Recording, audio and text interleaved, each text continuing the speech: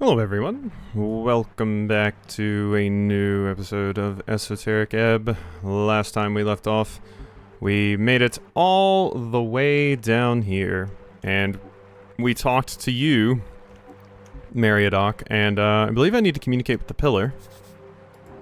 Pillar continues even further. Pillar of Jor towers before you. He is speaking to you. Touch the pillar. Let's go to the top part of the pillar if I want to try to enter it. Someone went inside this thing, huh? Yes. Appears so. You have to be real careful if you want to follow into a gate like this. But you can do it. Guess I should go to the top part of the pillar if I want to try and enter it. Yes, you should. Touch the mossy pillar. Place your palm against the damp and soft surface. Yes. There's a sentience inside. The strings are connected with something beyond. It is easier to make out down here. It appears the esoteric power grows more intense the further down you go. However, you could try to reason with this sentience, if you so desire. Could prove useful.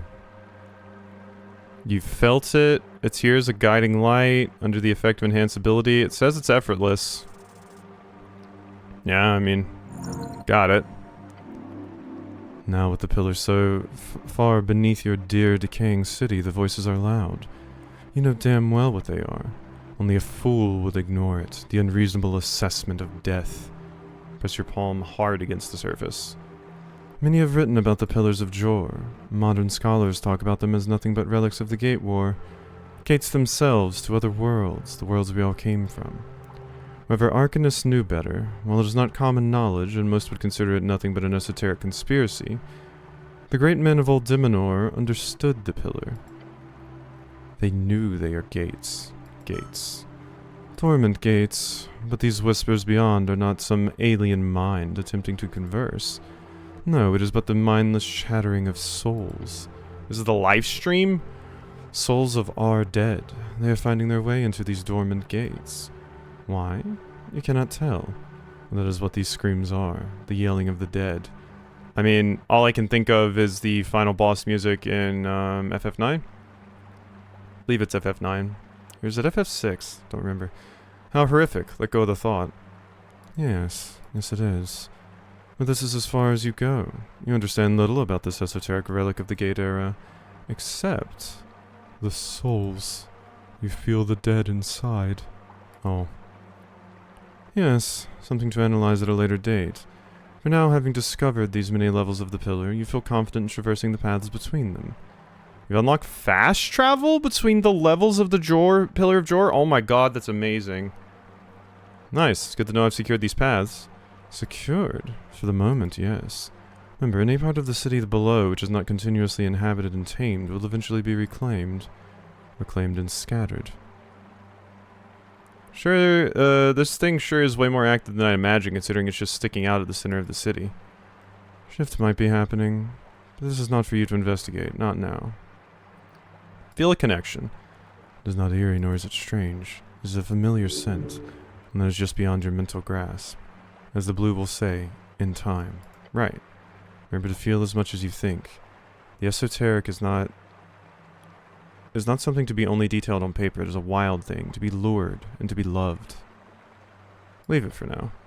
Yes, in time it will become more important. For now you will do as others do when it comes to these pillars. Leave them alone. Okay. I want to go to the city below. Because I would like to go speak to Moongore. If you would so kindly. I also have 2 quests to turn in. I haven't forgotten about that, don't worry. I do remember. It wasn't that way that led to Moongore, it was just down here, right? Yes, this is Moongore. Giant snail? Oh yeah, they said come back here once the... Yeah! Looks like he looks at you with stalky eyes. Garden apple and some incense. Hey.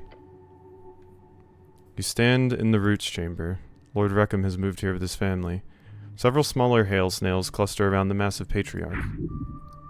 The air is cold, frigid even. As you approach, the great snail's eye stalks focus on you. A clicking sound, both faint and loud at once. Recognition. Count the smaller snails. You count them carefully. 5, no, 6 smaller hail snails. His So, Armoire, Escartois, his children, all freed from hibernation. I don't know if I'm pronouncing that right. They seem comfortable here. Yeah, roots have good moisture levels, and it's cold enough for them without being too cold for us. Lady Sageleaf is less than thrilled, but she's allowing it for now. Approach Lord Reckham. Step closer to the massive snail. The smaller ones part slightly, making room for you. The clicking intensifies. A greeting, perhaps. Do I need to... have a good one. I guess maybe there's nothing else to say to you? I could have cast Speak with Animals.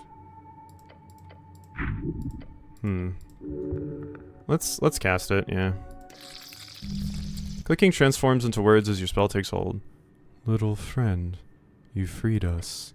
Lord Reckham's voice is slow, deliberate. Like each word cost him great effort. How are you feeling? Warm, warmer. The cold sleep fades. Soon we move again. You're welcome. Grateful we are. My children, they thank you. The smaller snails click in unison. Will you stay here? For now, yes. This place, it is good.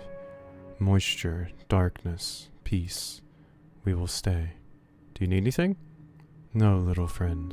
You have given enough. We are content. That's all I wanted to say. Little guy deserves reward. Giant snail slowly unveils something shiny from its mouth. Treasure of family. Ooh, amethyst. You get your hands on the slimy gemstone. We are eternally grateful. Did I say hinds or hands? I meant hands. Snail glares at the giant gem. Then he gives you a thumbs up. Thank you, Lord Reckham. Words fade back into clicking. Slow, rhythmic, peaceful. Okay. So what does that do for me? It's probably just a stat boost. 1 charisma, -1 intelligence. Purple gemstone. It's very pretty and probably very expensive. Once this whole election business is over, you could either sell it on the black market or turn it in at the tower for a reward. Neither would really net you a fortune, but maybe a fraction of a fortune? I mean, fraction of a fortune is still pretty good. What do I want to put on here? Probably my pickaxe. This is my constitution and stuff. Yeah, because I don't want my dexterity to be too crazy. Alright, hello. Ooh, high charisma though. For flirting with you? You helmed mankind. Found the man in yellow, the one who charmed you.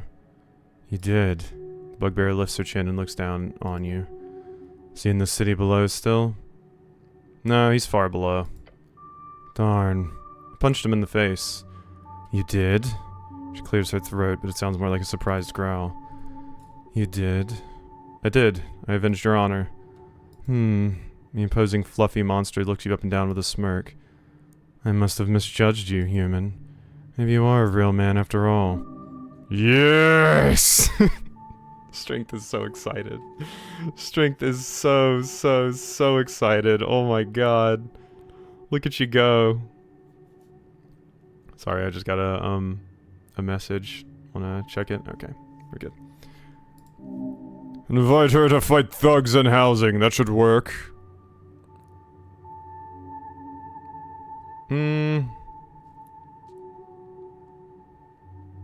can go fight thugs in housing or something. Perhaps you'd like to go out sometime? Dinner? Perhaps you'd like to go out sometime? Dinner? No. No! But, she gives you a nod and a grin. A sparring match. In the garden. After the election, of course. I'm on duty until then. I got it! I got a date! Physical meeting with this handsome woman? This is a massive win for you and your manhood. No, I've earned something more? No, I'll take it. Good. I'll set a time later. Now, is there anything else you need, you puny human male? Defeated a troll. A troll? Hairy woman gives you a wicked smile. Say you were lying, but I don't think you're up for that.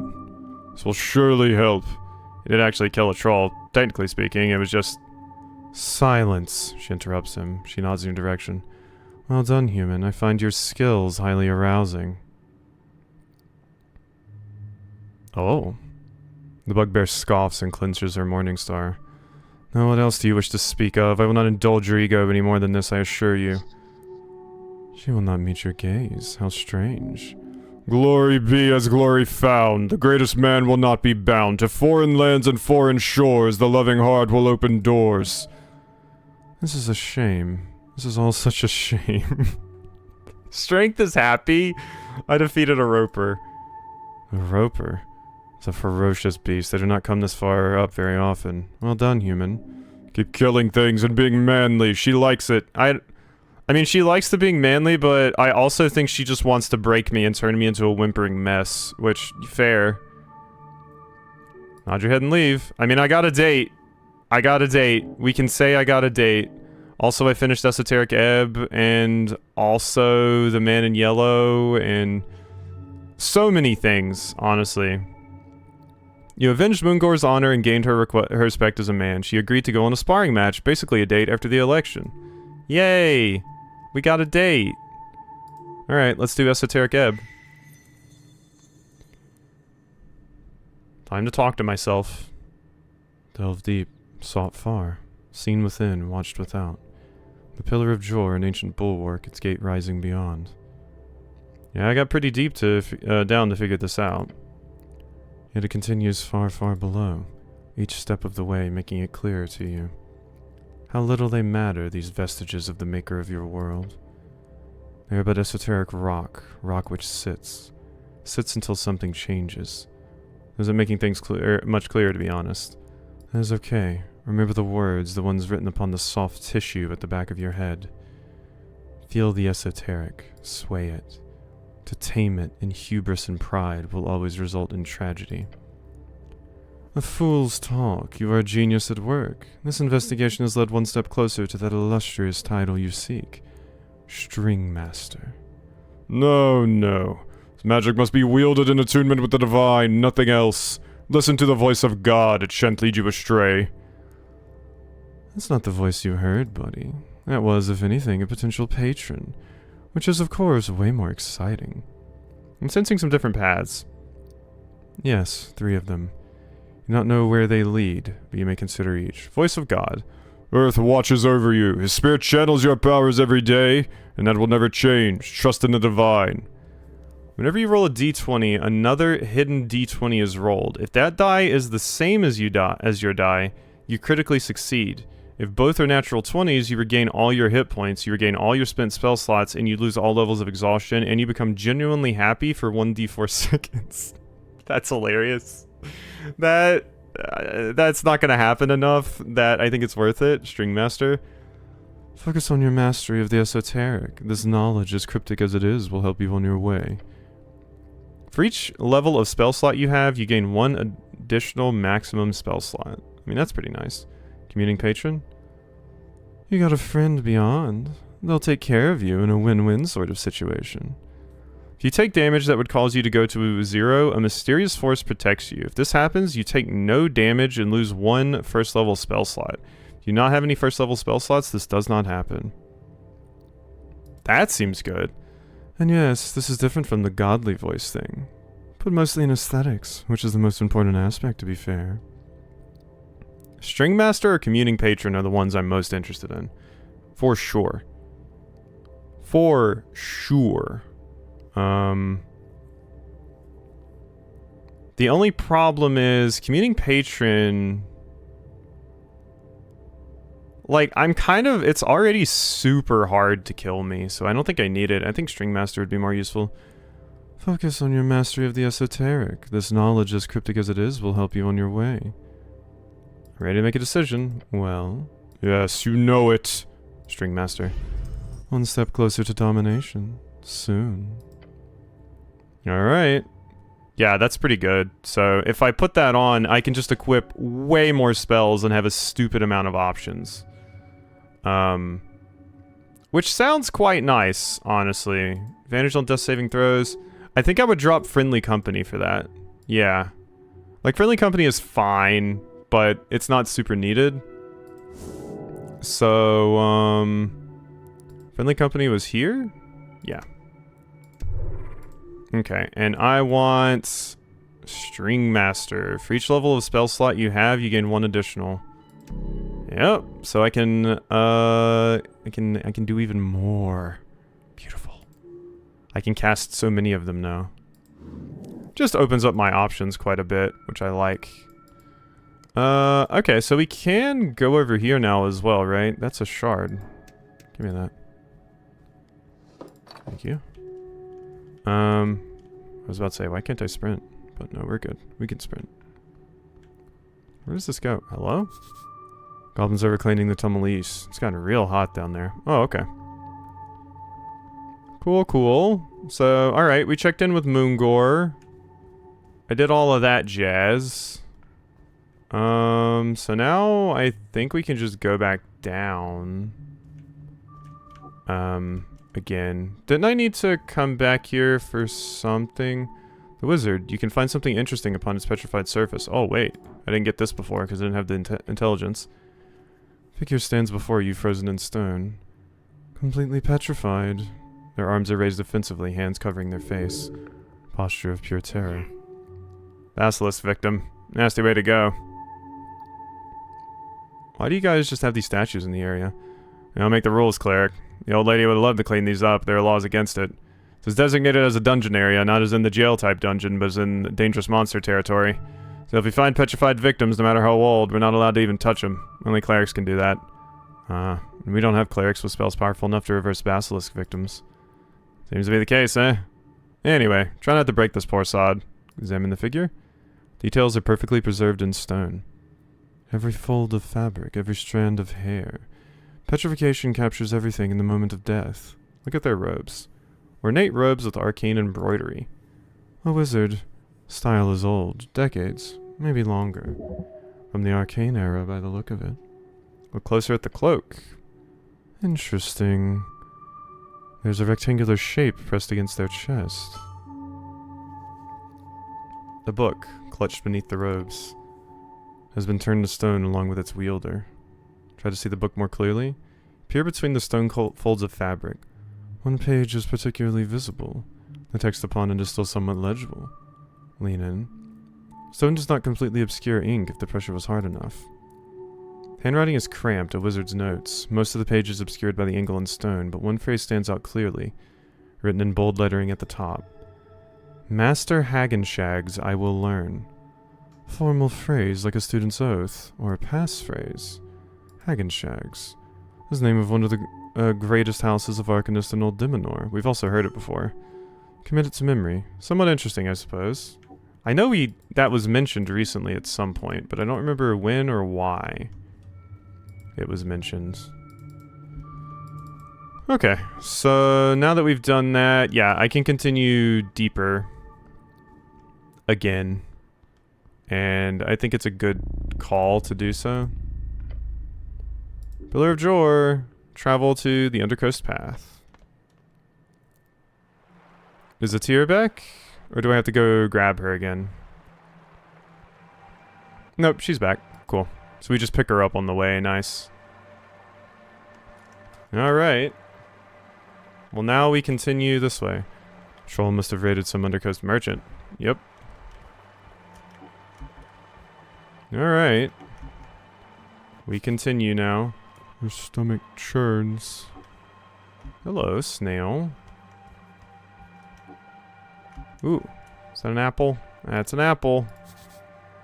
How did I get all the way down here? Oh. I did not mean to approach you, I'm sorry.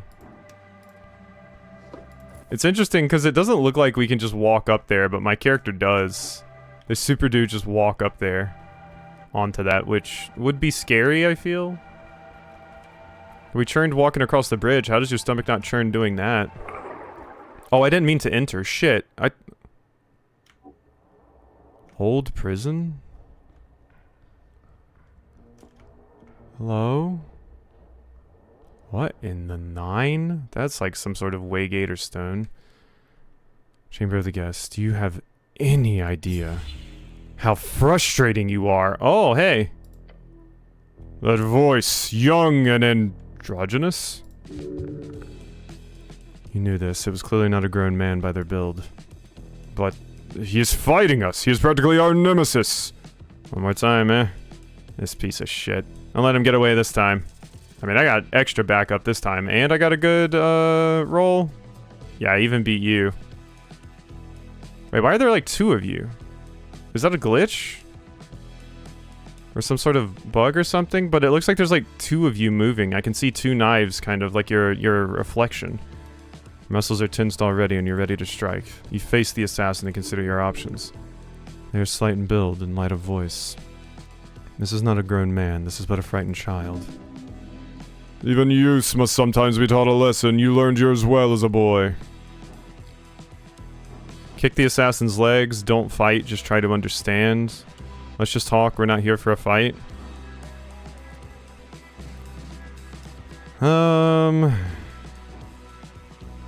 This is effortless, just try to understand.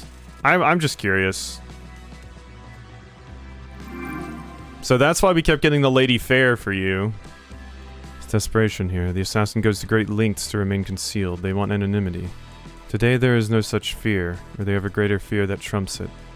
That is, they are being pressured into this attack, forced into this attack. This is their final chance. Which means this is your final chance to reach them. Masked assassin lunges forward. Die, die, die! The dagger connects. An agonizing feeling shudders through you. Something different about her this time. This is a desperate attack. Yeah, I'm gonna cast that. The pain is real. Whoever you have him backed against a wall. Fight on! As the angel readies her sword, dark energy surrounds her. A hex, but from where? What? There's a flash of surprise on the angel's typically impassive face. The malicious energy swirls around her. She fails to swing her sword. Oh. An eerie presence not far from here.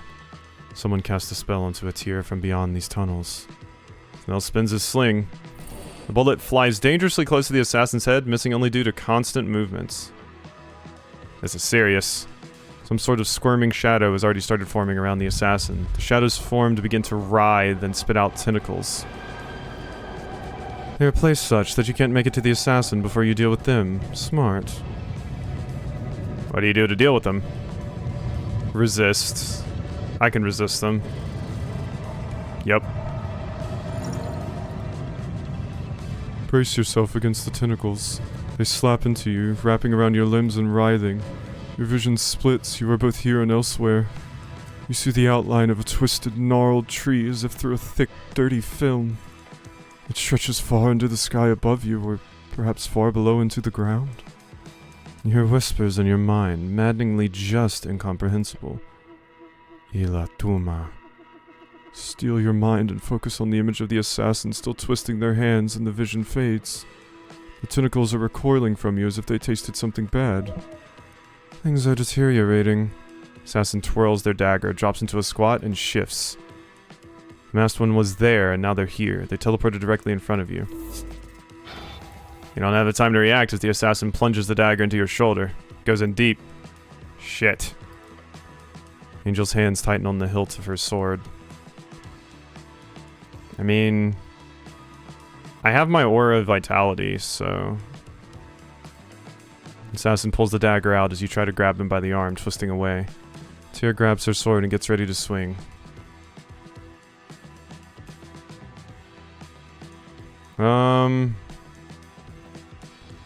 No, stop, don't do anything. End this bastard, don't say anything.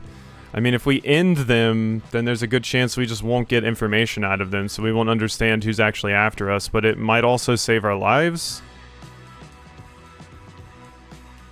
But you could be attacked again, and maybe they could, you know, redirect you to hitting me instead. You clearly... It seems like you could be... You're able to be affected by it?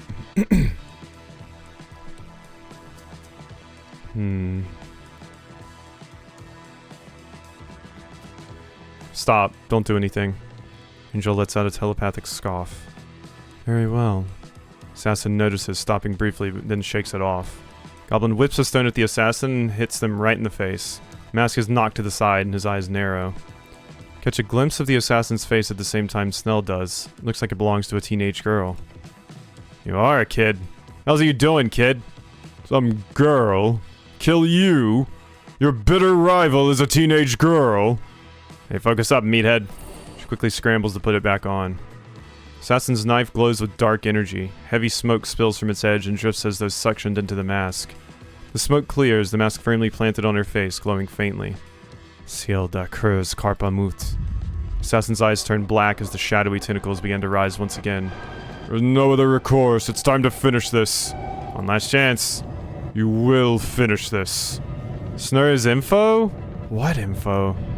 Moderate. I got it. Nice. You stomp through demonic tendrils, charging like an enraged ghoul-bear up to the hapless assassin. Ghoul-bear, a feathered yet land-bound monstrosity native to Ascani, lives upon the coast and is famous for its many attacks upon travelers of Norvikian roads. Your gauntlet meeting her face! Assassin wobbles and bends. One final jab. You punch again, and that is that. You would feel bad about punching a teenage girl if she hadn't tried to kill you so many times. You may still feel bad about it, that is okay. Yeah, I mean, I do. I mean, this is self-defense, and you're clearly being forced to do this by some sort of higher power. Her dagger flies across the chamber.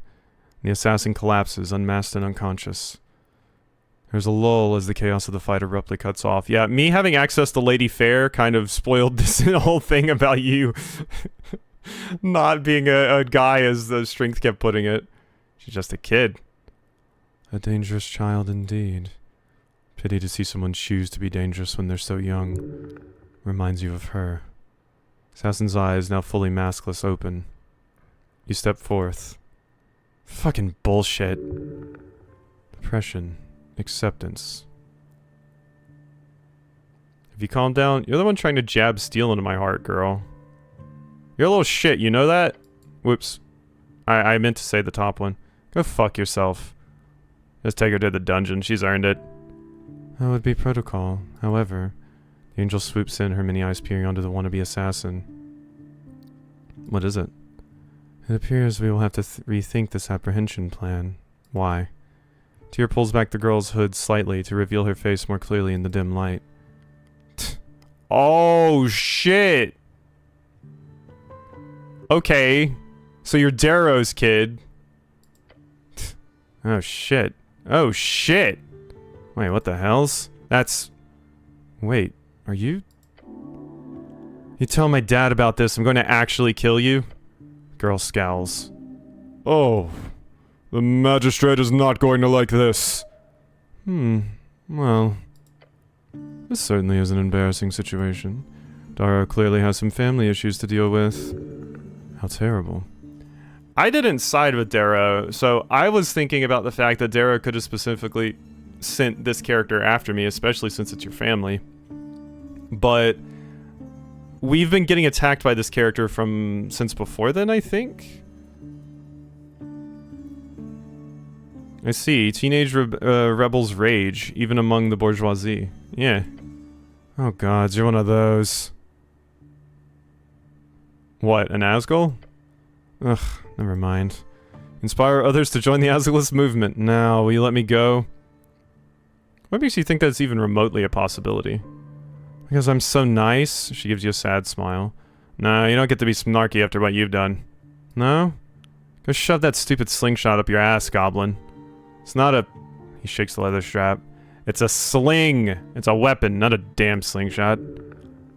He's very correct. Even a child with a sling can bring down a giant. Yep. Young lady. She tenses up. I have a duty to your father. You are included in that duty. That you have tricked me into assaulting you like this is highly annoying. Yep. Yep, that's why I told you to stop. Her normally monotone telepathic voice is instead shot out into all your minds like a rumbling volcano. You are going to immediately take... Freitas laughs. What are you gonna do if I don't? Kill me? Your angelic companion lets out a strange wobbling noise. She is furious. Scary. So she can get mad. Lovely. Let's put it like this. I'm gonna walk out of here and you're not gonna mention a single word about this to my dad. In return, I'll stop trying to kill you, okay? Tell me about that magic. No? Now let me go. Where'd you get all this gear? What do you think? A lady in a pond? This is a reference to getting Excalibur. What, did your dad buy it all? No. So you've been stalking me all this time, huh? Not exactly difficult to find. True. Yeah. You do realize how loud you are when you're stomping around in those boots. Hey, he can be as loud as he wants, you hear? Sure, I'm just wondering one thing. Why? Why what? Why the fuck are you trying to kill me? No. Why the fuck are you trying to kill me? She scoffs. The girl glances at the mask on the ground beside her. Snow kicks it away. No. Answer him. Fuck it. Guess it doesn't matter anymore. I signed up for his stupid fucking deal, okay? Whose deal? Needed easy spell slots. He wanted an extra pair of eyes. Win-win. Then he started asking for these night outings and the reconnaissance missions. Then he tells me to push some dumbass cleric into the river. I don't like killing people, but sure. Totally worth it. Oh my god. All for some spell slots? Oh. Then you come back, asshole. Whatever I do, you just keep fucking... As she speaks, the mask next to Snell begins to glow. Get down! Ow. Damn it. Knew that would happen. Esoteric bullshit. Explain. Happy now? Just broke my damn contract because of you. That is a blessing, young lady. She lets out a loud groan. I'm a warlock, or was. Had a whole thing worked out with Mr. Toilet Worm. But Mr. what now? Whatever, I don't care anymore. This deal was ass, and I didn't want to do it anymore anyway. So there, I'm actually perfectly fine with my awesome mask being turned to dust. It's fine, really. She does not sound very fine with it. She gets up and drops her cloak. I'm going to leave now. And it's here, you don't say a word about this to my dad. You believe for a moment I care for any of your puny commands. Oh god, it's puny commands. Do whatever you want then. Like, I'm actually going now. Should I just let her go? She lost her patron. This does not mean she loses her powers entirely. This does not even mean she loses her powers entirely, even if they were channeled through that mask. But since she clearly has no other reason to continue in her misguided attempt at killing you, you might as well let her go. You must be apprehended. However, it might be best to let her father do that. You should speak with him later once you finish your quest. Let her go. Your young girl gets caught up in trouble, best you can do is cut her some slack. She will surely learn from her mistakes. There is darkness in her heart. Not wish to remain near her for long. Yeah, you can go. Bratty teenager starts walking towards the exit. Seriously, do not tell Dad! Angel's many eyes turn to you after following her out of the chamber. This will be handled at a later date, I assure you. Heh. Goblin lets out a series of stilted laughs. Fucking hell, is a teenage girl? And your boss's daughter? It's actually funny, you have to admit. It's more sad, if anything. Oh well, let's go see if Mr. Toilet Worm is hiding in any of these tunnels. Suggest caution. There will surely be more dangerous things in this cursed place. The grand hall around you, the one so filled with the sound of clashing blades, now grows eerily quiet. You see two paths, each leading into darkness. Time to see what's down here. Alright, well we did it. There was more stuff outside, which I feel like I want to go check out, but yeah, that's an episode, so. Hope you enjoyed, and I'll see you next time for some more.